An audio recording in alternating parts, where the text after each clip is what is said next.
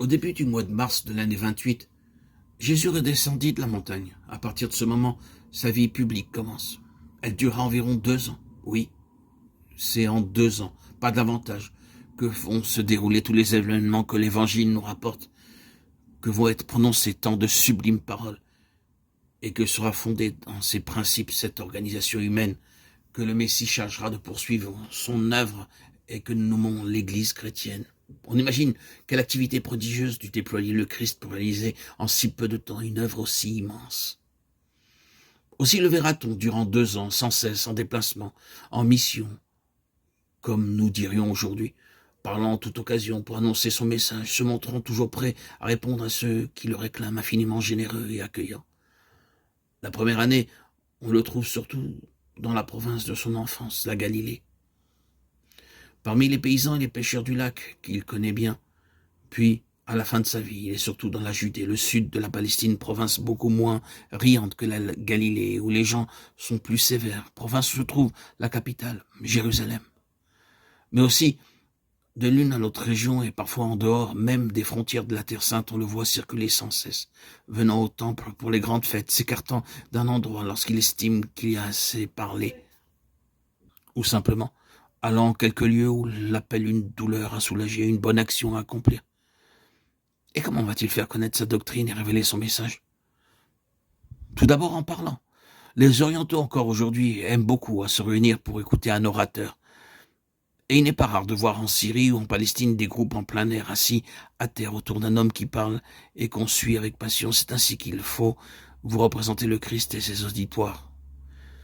Il n'a pas bien entendu d'école de salle fixe où l'on viendrait suivre son enseignement. Tantôt il va dans une synagogue, ce lieu de réunion et de prière, comme il y en avait. Nous l'avons vu dans la moindre bourgade palestinienne, et où tout juif croyait avait le droit de s'exprimer. Il demande la parole.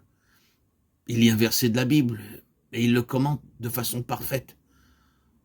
Tantôt, s'il se trouve au bord du beau lac de Tibériade, si clair, si lumineux, dans son entourage d'harmonieuses collines, il prend une barque, il s'écarte un peu du rivage et debout, à l'arrière, il parle à la foule qui se presse sur le bord.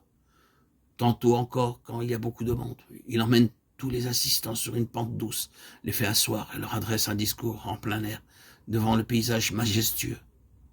Et quand il parle, il est merveilleux de l'entendre.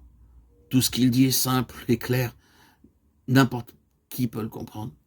Mais en même temps, la moindre de ses paroles est chargée de poésie. Elle touche jusqu'au fond du cœur.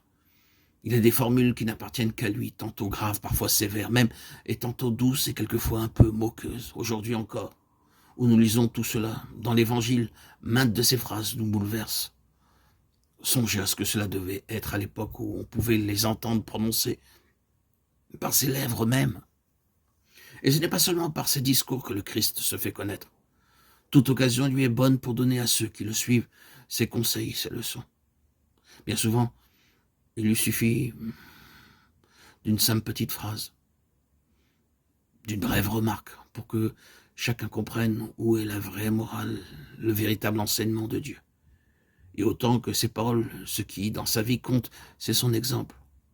Le moindre de ses gestes est admirable. Jamais, dans toutes ses actions, la plus petite trace de colère, de méchanceté, de mensonge ou de violence.